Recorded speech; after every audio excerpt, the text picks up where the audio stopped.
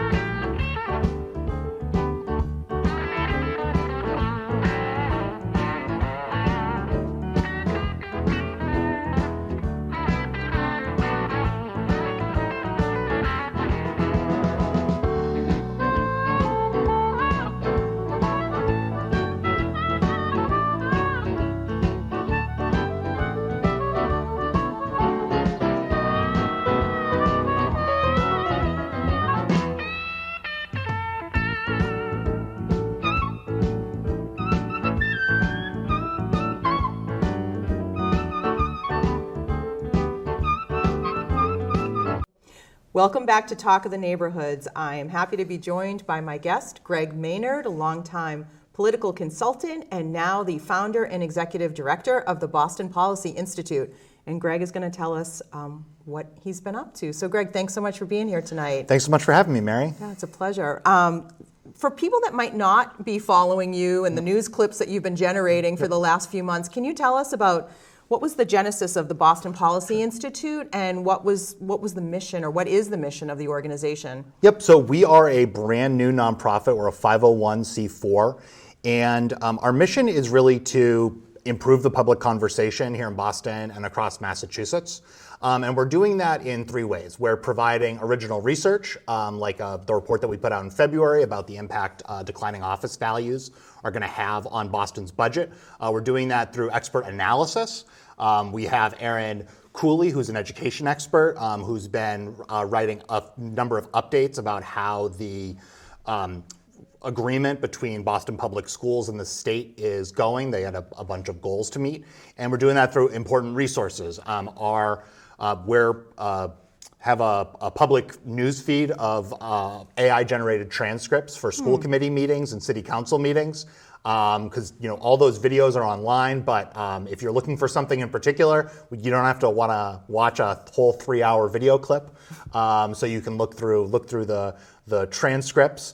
And so those are what we're providing. We feel like with those three sort of resources, we can really dig into the big issues that are facing Boston and the Commonwealth. Yeah, one of the things I do really appreciate about your newsletter is that you will single out certain things that were said in the midst of either a school committee meeting or a city council meeting, and you're linking to the video, and you tell people exactly where the clip is if they want to see, in the midst of the 3-hour meeting, what's the part that they really should watch. Yeah, and some of that is also, we look at we're trying to provide something extra that you're not just going to get in newspaper coverage.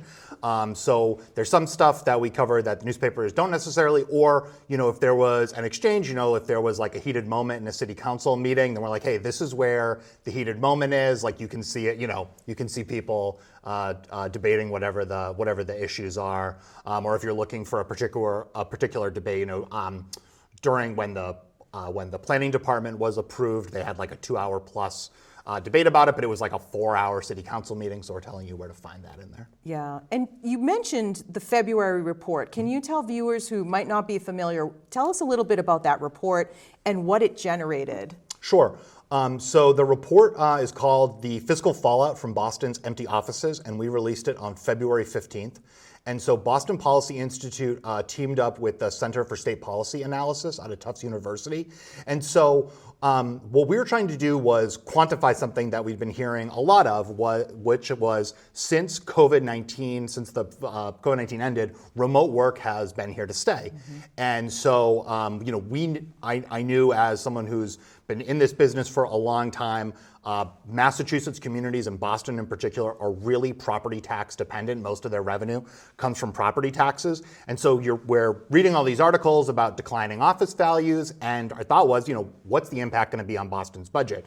And so what this report does is quantify what that impact is going to be. And so We concluded that it was going to be between 1.2 and 1.5 billion dollars in lost revenue over a 5-year period between now and 2029, and then $400 to $500 million in lost revenue after that. Lost revenue is a little bit of property taxes are complicated. It's not the city would lose money exactly. It's mostly that residential real estate taxpayers would pay an awful lot more as those values decline.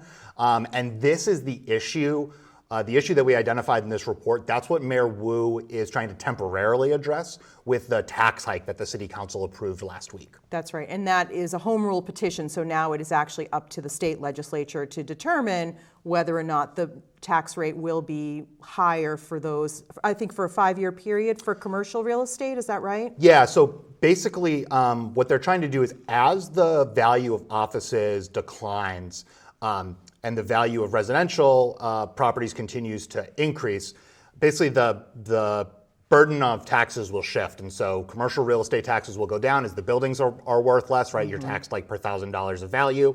And if you lose value, you have lower taxes.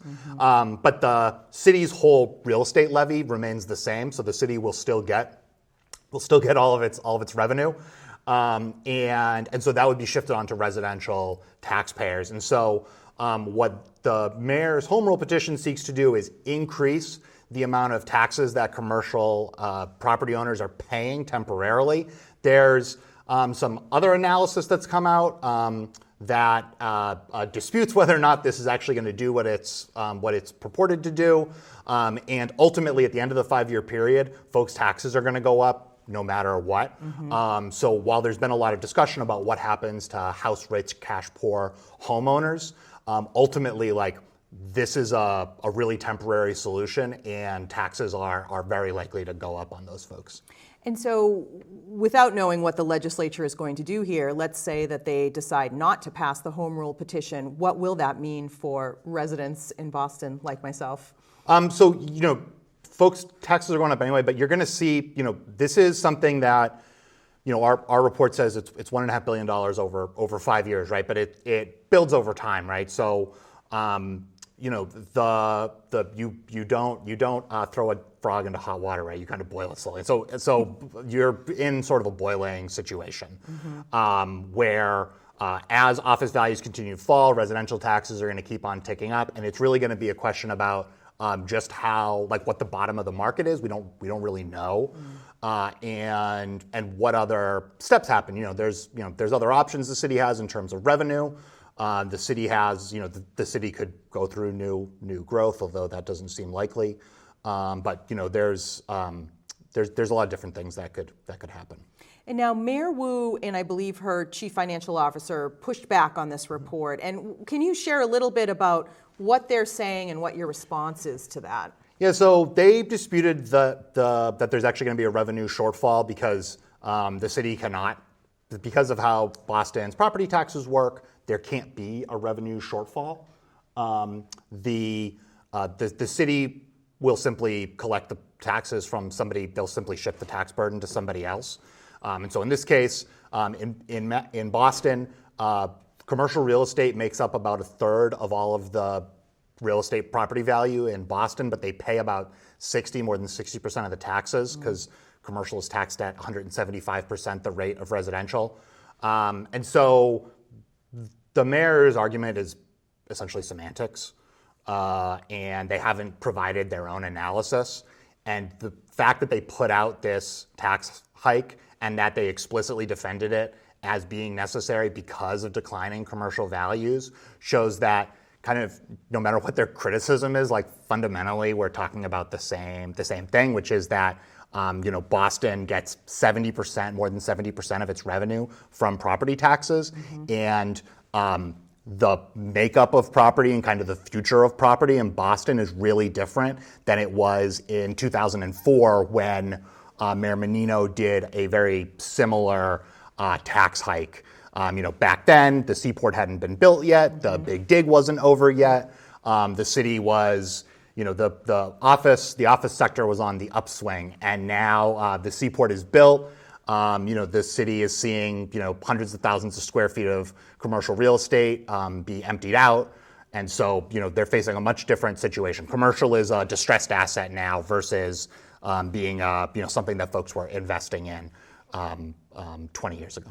And I believe when Mayor Menino did put that tax hike into place for commercial real estate, it was preceded by pretty significant layoffs at the city level. Was it 1,300 positions or something of that magnitude? Yeah, they did belt tightening, right? And that hasn't been the case this time, right? So, In fact, the city budget went up. Was it? Yeah, 8%. Yeah, 8%. You're seeing a much different approach. I mean, I think a big part of this that I think hasn't been into the conversation, but I think is really interesting is the mayor's only a little older than me. I'm 37, so I've never worked professionally in a world where budgets were getting cut. The Great Recession was over by the time I graduated college, and so that's true not only for me but for folks a little bit older than me. If you're below 50, basically, you've never really been in a leadership position if you're in public administration to have to cut significant amounts of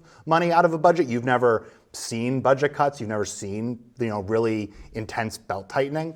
And so because Boston is so vulnerable to this particular category of real estate declining in value, it's something that that the city is going to have to deal with, but it's going to be a really new experience for everybody. The city council is relatively junior. You have a pretty young mayor, and so you just don't have a lot of folks who have been through, whether it's the Great Recession or the dot-com bust in the early 2000s, or the economic crash in the early 90s. So we're all going to learn what it's like to go through a difficult budget period here. That's a really interesting point. I want us to move on to the city council, but before that, you mentioned about how the commercial real estate basically has the majority of the tax burden in Boston, 70%. Is that very different from other municipalities in Massachusetts? Yeah, it's really different from other municipalities in Massachusetts. It's really different from a lot of cities in the United States. Boston is a really unique city, in Massachusetts, and then also nationally, in terms of our reliance on property taxes, and then specifically on commercial property taxes. I said on a different program that this crisis was kind of created in a lab to hurt Boston. Boston is just particularly dependent on these particular categories, and they've never been under real strain before, and so it's just something the city has not experienced in the past. Boston has a lot more commercial real estate than other cities and towns in Massachusetts. There was a report that followed up ours from the Worcester Regional Research Bureau that looked at the other gateway cities and how they were dealing with the commercial real estate, with the decline of values there. And they just found, Lowell, Worcester, most of their property taxes are paid by residential property taxpayers, right, are paid by homeowners and by apartment landlords. And so they just, because of that, they have access to a bunch of different tools to use in terms of like Worcester's fine turning downtown office buildings into apartment buildings because they just don't rely very much on the commercial tax base, even though they do tax commercial at a little bit of a different rate than residential. But so it's just, Boston is just in a real pickle because it is so dependent on this particular kind of revenue. Yeah. So yesterday you were at the Boston City Council meeting, and for those of us that weren't there, can you share some of the highlights? Speaking of highlights. Yeah. So the big thing that folks were watching for is what was going to happen with the vetoes. Basically the City Council wasn't going to be able to vote on the veto yesterday. Can you backtrack for those that don't know? Yeah, sure. So there's rules basically of when the City Council and the mayor are required to do budget stuff. The mayor is required to release a budget in April. Mm-hmm. The City Council is required to vote on it by the second Wednesday in June. And so last week, the Boston City Council voted for their version of the budget. They moved around $15.3 million worth of funds in a $4.6 billion budget. And they voted for that 10-3, and then they sent that to the mayor. The mayor had 7 days to respond, And so she announced on Sunday at an event and then formally on Monday that she was vetoing most of the spending. All but $2 million, I believe. Yeah, it's like $2 million in spending and $1.5 million in cuts or something. But it's most of the changes that the council made. And so now the council has to respond, but they have to wait 7 days. And so since Wednesday is not 7 days from Monday, they had to wait. And so next week is Juneteenth on Wednesday, so there won't be a city council meeting. So that means that the last meeting in June is really important. The budget has to be approved before the end of June. Boston's fiscal year starts on July 1st. And so that meeting in the last week of June is going to be really, really important. And what's going to happen there is the council will get to decide whether or not to override the veto of the mayor. Okay. And for those that might not be aware, it's what the council is able to do is they are able to allocate funds, but only if they're cutting funds from what the mayor has allocated, right? So I believe the proposed 15 some odd million in amendments, it was going to be taking funds from that were allocated by the mayor to the fire department, the police department, and was it BCYF, Yep. which is, youth centers and and so. Yeah, so the changes, actually the Ways and Means Chair, Brian Worrell, District 4 Councilor, put out, has an op-ed in the Boston Globe that just came out, kind of laying out his case for why the veto should be overridden. And his big point is that the accounts that they took this money from are traditionally not spent. Basically, the city at the end of the year has unspent money, and it's over $100 million in unspent money from the last year, and it's been a big number like that for the last few years. And so the council's case basically is the city has the cash essentially to fill these holes, and that they can make these changes. Yeah. There was a dispute over whether or not to call them budget cuts that kind of went on in the council, and so that's one of the things that we highlighted in our newsletter is where people kind of disagreed over the language that folks used about the budget. Interesting. And so now it's back in Ways and Means, and so they will come back in 2 weeks then and have a vote. Yeah, I think they're going to do some work between now and then. In order for the veto to be overridden, they need a 2/3 majority, so that's 9 votes. They got 10 for the council passing it. So if all of those votes stick, then they'll be able to override the veto. They can lose one person. So in the next 2 weeks, the mayor is going to be working to make sure that the 3 no votes stay no votes, and to flip 2 of those 10 folks to also sustain her veto. And as we're seeing with this Boston Globe op-ed that Councilor Worrell wrote, he's publicly advocating for his colleagues to join him in overriding the mayor's veto. Yeah, it'll be very interesting to see how this goes. I suspect it's not going to be hard for Mayor Wu to get the votes that she needs to pass her budget. But what do you think? I mean, I don't know. It's not a ton of votes. It's not very. It's $15.3 million out of a $4.6 billion budget. It's the money is being spent on programs that the council is, are big priorities for the council. I think the thing that this shows is, Councilor Worrell ran a pretty different Ways and Means process than Councilor Tanya Fernandez Anderson did last year, but we ended up in the same spot, which is that the mayor vetoed most of the changes that the council made. And I think that this points to, all of this is happening because of a ballot question that passed in 2021 that changed how Boston City Council's powers around the budget and turned it into a more adversarial process, basically put it more on the council to come up with the changes. And I think we're seeing that 2021 reform the 2021 reform is not working the way that its supporters said it would 3 years ago. And so I think it's probably worth, after this budget process, revisiting exactly what the public's priorities were in passing that and whether those priorities are being met, because it was passed with the idea that the council would get more control of the budget. And I think what you're actually seeing is Mayor Wu has now passed, in her time as mayor, the budget she offers in April has made it to July 1 more intact than Mayor Welch's or Mayor Menino's budgets. And that was, not the idea Not the norm, behind yeah. behind the 2021 reform.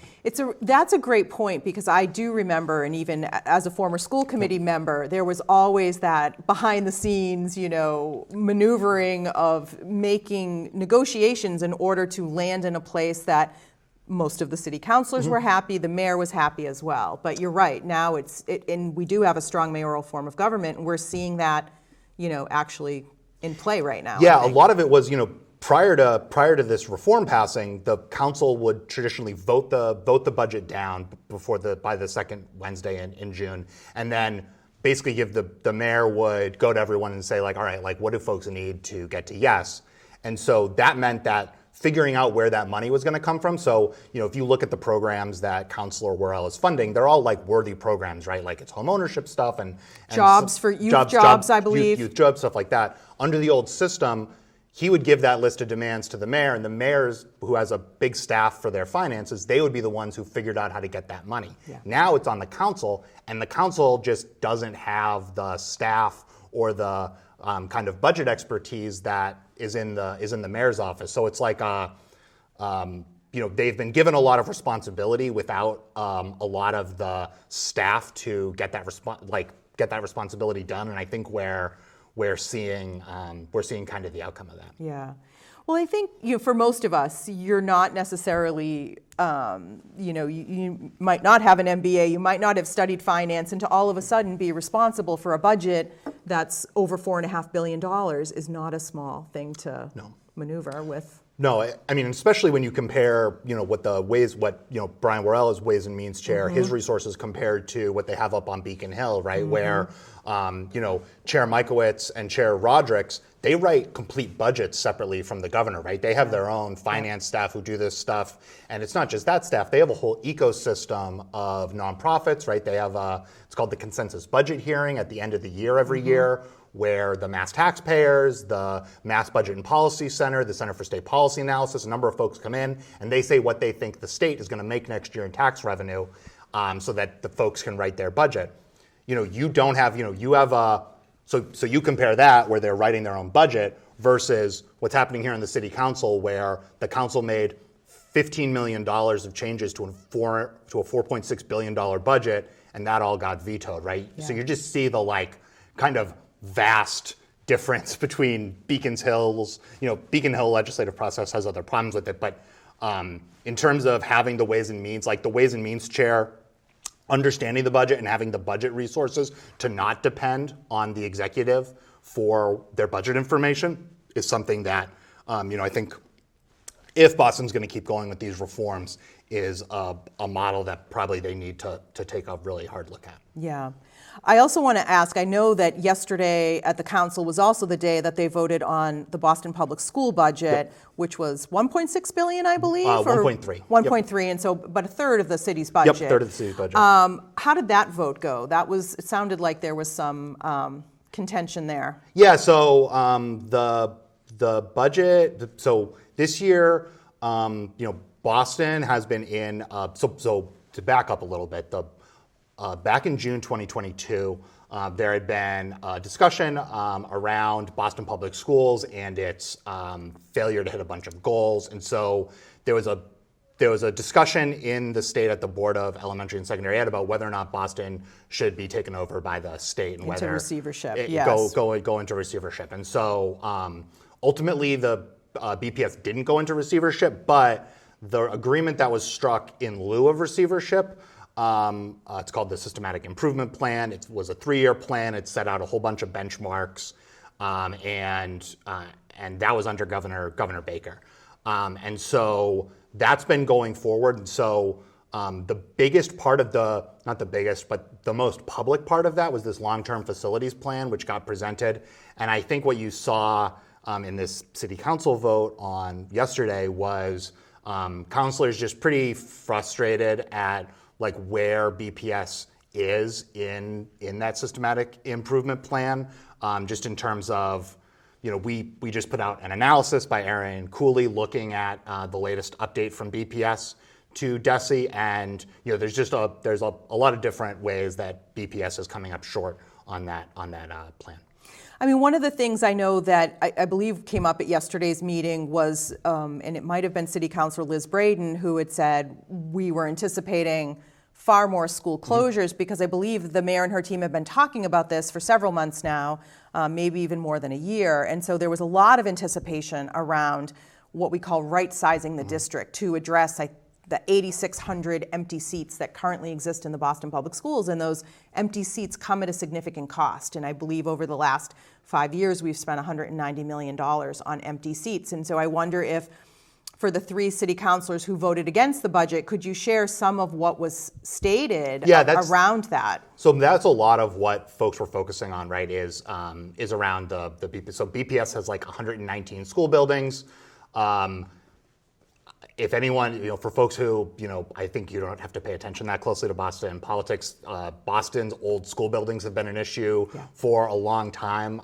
Mayor Walsh tried to solve this with his Build BPS plan, and now Mayor Wu is trying to solve this. Mayor Wu solving this is a little bit more urgent because the long-term facilities plan was part of the agreement they made with the state, and the state gives the city pretty good marks on a lot of what they've done. They've cleaned up a lot of problems with kind of data and reporting and auditing that they were doing poorly on. That stuff has improved, but they didn't give good marks on the long-term facilities plan, and it's because there's not a timeline, there's not a budget, there's not a it is not a long-term facilities plan. Right? I don't think we'd call it. I think one of the things that was anticipated was a comprehensive long-term facilities plan, and I believe the state said that was not what was presented. And so folks are, I just talked to some parents today, and I think one of the big concerns is families are either have children in schools or are about to put children into schools, and they don't know if those schools are still going to be there 2 to 5 years down the line. And so it has created a lot of uncertainty for families to not know. And the last I heard was that the mayor and her team are planning to do a slow rollout of closures, which I believe would cause even more uncertainty in the system versus, something like what Washington, D.C. did, which was, we're going to renovate all of our schools in 10 years. And they created a dashboard with, you could see when your school was going to be renovated, what the timeline would be, and it just a very transparent process. So families were taken along for the ride, and we're excited about what was, happening in the district with the buildings. Yeah, and also probably what will end up happening is a number of the places that are currently schools will not be there anymore, right? They'll be right-sized, and so you're going to go from many small old schools to a few larger new schools. But doing that, the longer we kind of wait here, Build BPS didn't happen back in 2017, but back in 2017 we had 0% interest rates. The economy was booming, right? There was a lot of demand for property in the city. That was during the office booms. Back then the city would probably be a better market to both build schools and sell the excess school buildings versus now where interest rates are much higher. You're not seeing nearly as many units. Permits for as many units. There's a ton of permits that have been given for buildings that aren't being built. And so, kicking the can down the road is gonna, there's a real cost that Boston's already gonna bear from this kind of opportunity cost of not building those buildings under Mayor Walsh's administration. And the longer you do that, the worse it's gonna get. And I think the biggest thing that, one of the things that Liz Braden pointed to that folks in the school committee have referred to repeatedly is that BPS does not have enrollment projections. Enrollment's been declining in BPS. That's why for over a dozen years. Yeah, for over a dozen years. That's why there's a lot of schools that are not fully enrolled, and so I think there's kind of a the enrollment numbers need to come out, and it feels like there's a unwillingness to kind of confront the full weight of what Boston is facing, whether it's the commercial real estate stuff or the need to really take action on the schools. BPI actually did I did a poll at the beginning of April, and what we found is like 60% of the city supports tearing down the small old schools and building new larger schools, right? Like public pushback was a big part of what stopped build BPS under Mayor Walsh. And so, we see from our poll, we see a city that is ready for the mayor to take action and wants the mayor to take action. So we'll see how that plays out. Just for point of conversation, instead of tearing down some of these old buildings, I know, for example, the mayor of Fall River has been hiring developers to transform former school buildings into housing. Right, yeah. And we certainly have a history of doing that here in Boston as well. I think the one project that's underway or almost completed is the former Rogers Middle School in Hyde Park. But we have lots of buildings that could be converted to housing as well. Yeah, you have like 119, there's 119 school buildings, right? And there's, so whatever the comprehensive plan ends up being, there are probably going to be fewer than 119 buildings under that, right? So there's going to be excess property. So what are some of the things moving forward that BPI is going to be keeping an eye on? So we've been really into this, but we've been really following the budget process. The budget process is, it's great. It's great because it's all laid out in the law, so it lets you kind of plan ahead. Once it's over in this month, in July and August, there's typically not a lot of stuff going on in either in city government. But this fall, we're going to be looking at kind of continuing the budget conversation. We feel like the budget is a really rich area to keep talking about, and we are looking at. What I'm looking at is what.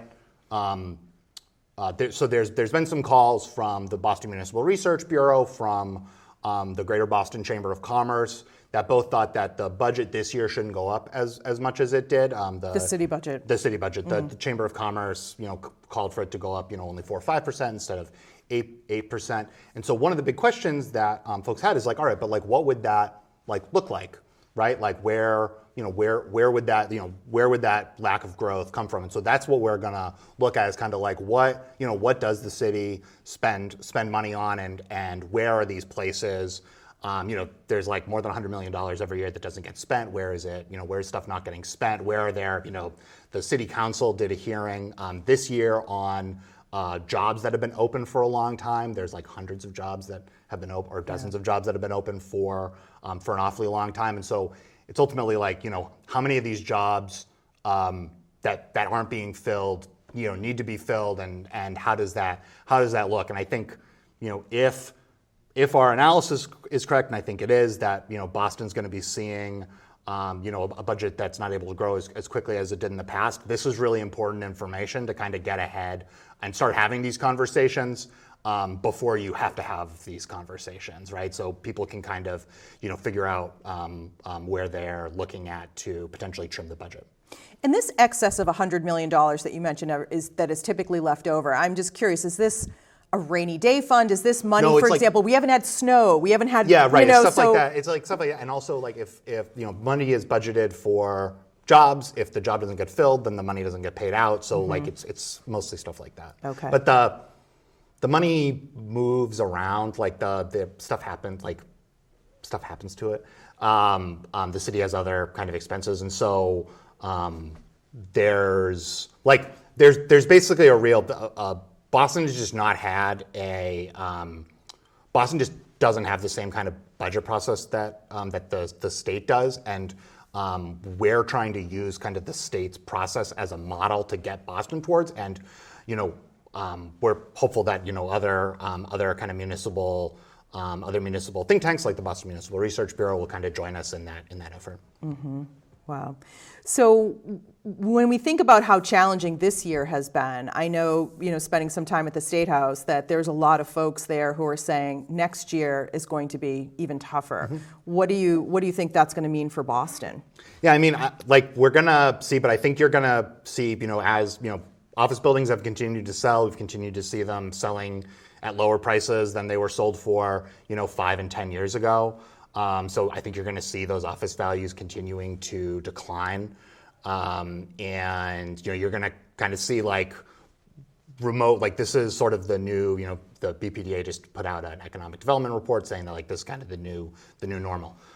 If this is the new normal, then like, you know, we're going to get a chance to kind of see, you know, how much new construction is there going to be, how much like, you know, how much residential construction. You have the Squares and Streets rezoning initiative that promises to potentially build an awful lot of housing in the city. You have Boston's going to have a planning department for the first time in like 70 years. That is going to start, you know, the BPDA staff are supposed to start on July 1, according to the ordinance that the city council passed this year.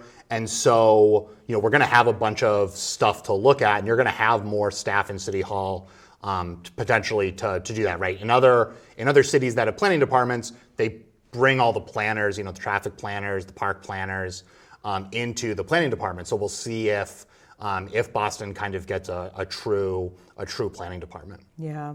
And is that going to be, that transition July 1st, though, Greg, is that going to be reliant on whether the State House passes the home rule? It's just going to happen? Yeah. Okay. Yeah, the home rule petition at the State House has some like housekeeping stuff around corporate structure and to make some changes to the urban renewal rules that the city doesn't think will affect any of the existing agreements that they have.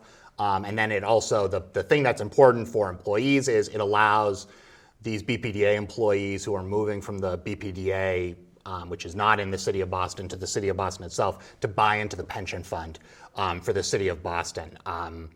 If the home rule doesn't pass, then they won't be able to buy into the system, so they'll start from zero, basically. And with the professor that you're working with at Tufts on the housing issues, I'm just curious, when we think about what is transforming downtown and the fact that so many of us are working from home or working hybrid situations, there was, I remember, some incentive program put in place to maybe convert some of these downtown spaces into housing. What happened with that? Yeah, so it's going forward.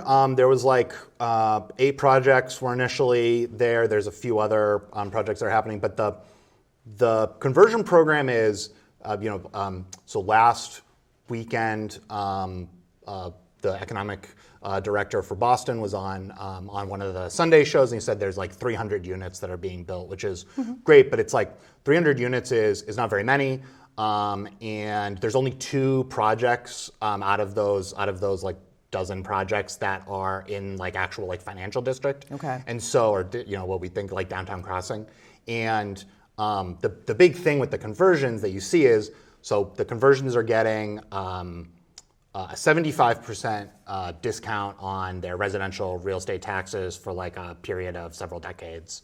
But what it really points to is kind of how much of a hole Boston is potentially in with the commercial real estate, because as that commercial real estate comes off the books, residential real estate pays a lower rate. Residential real estate is like more valuable per square foot than commercial real estate is in a lot of cases, but you're still going to see the city decided not to move forward on a different tax break for residential construction, and a lot of this goes back to the fact that in other cities, when they build an apartment building, if New York City builds an apartment building, the people who live there, they pay New York City income tax and they pay New York City sales tax in addition to the state income and sales tax, and so New York City can afford to give deep discounts to property taxes and still get revenue from that new construction. In Boston, because they're not able to collect those other sources of income, the state gets that income, but for the city, they just get